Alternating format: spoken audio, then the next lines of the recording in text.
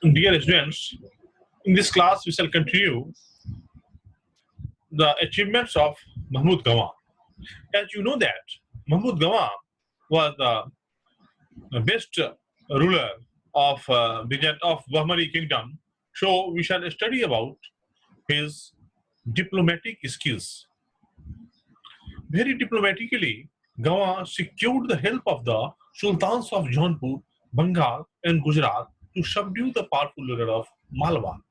Ultimately, peace was restored between Malwa and Bahamani Kingdom, and in this manner, Mahmud Gama managed the relation with other states. Now, coming to the main achievements of Mahmud Gama was administrative reforms. Mahmud Gama introduced the many administrative reforms. Out of which administrative reforms, his existing four provinces were divided into two each and created 8 tarafs. Number second, he reduced the powers of the governors of these tarafs or provinces for his better administration. He reduced the powers of the governors, and in each of these 8 tarafs, some areas were kept reserved for the control of the central government, and for their administrative control, officials were appointed by the center. Number four, orders were issued by him for placing one fort in each province under the charge of the governor, and others under the control of military commanders appointed by the sultan. Number next, he put a check on the powers of the nobles, and he introduced a fair system of justice. Justice was given to all.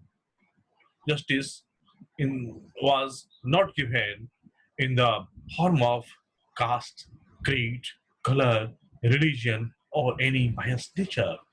It was a very, very fair system of justice.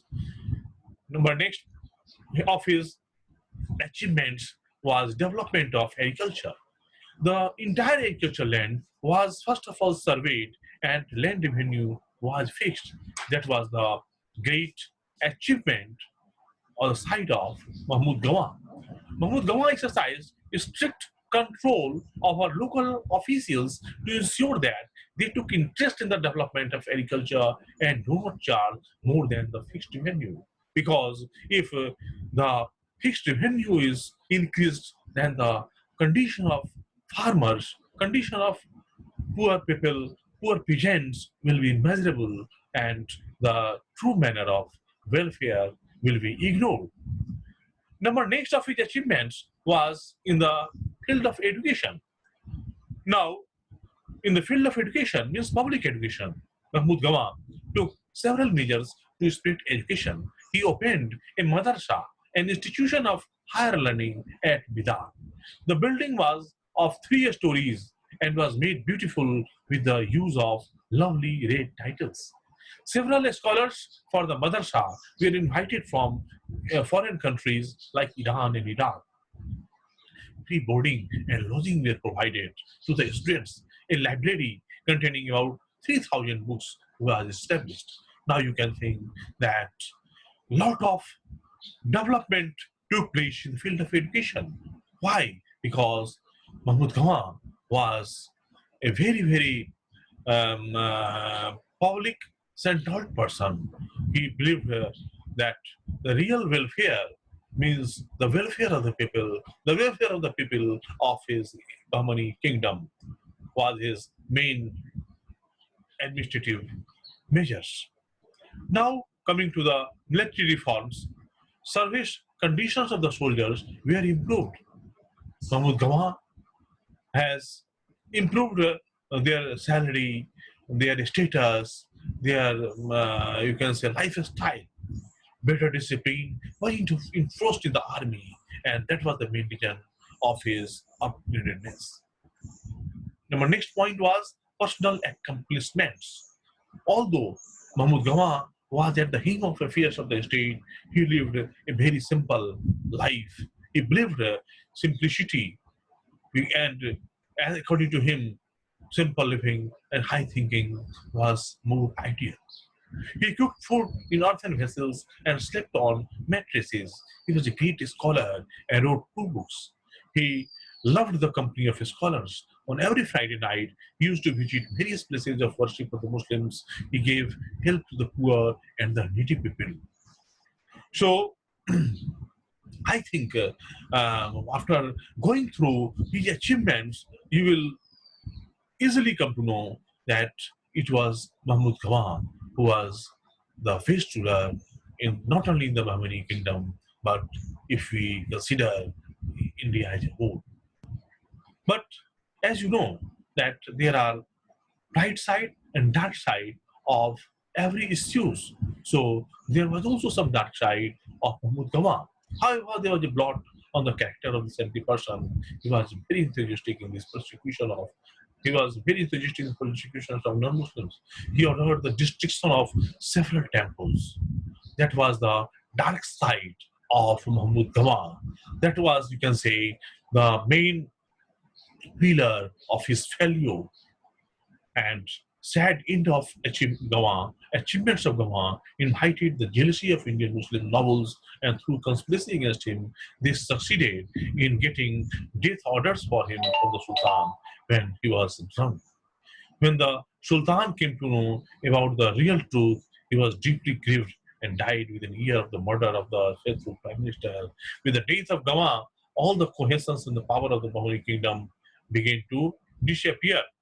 So, dear students, now I think you will easily understand the bright side, achievement side, and the dark side of Mahmud Gawan. Now we shall learn about the causes of the fall of Bahmani dynasty. Everything which is having origin, which rises, a time comes for the failure also, for the fall also. So was the case of the Bahmani kingdom. As regarding to the causes of the downfall of the Bahmani dynasty, many causes are summed up, held responsible. But I think the first and foremost cause of the downfall of the Bahmani kingdom was civil wars. As you know that there were constant civil wars in the Bahmani kingdoms. Of 18 rulers, 12 proved ineffective against their internal enemies. Royal courts were full of intrigues. So out of 18, 12 were ineffective, then how you can think for the betterment of the empire? So by this way, the downfall of the Roman kingdom happened. Number second reason or cause was lack of any different law of succession. You see that after the death of a rule, there were several claimants to the throne. Obviously, there were tussles for rule for the rulership, and in this tussle of rulership, that is power finding, power getting was the main issue in spite of anything. Number next cause was two main groups of Bahmani kingdom.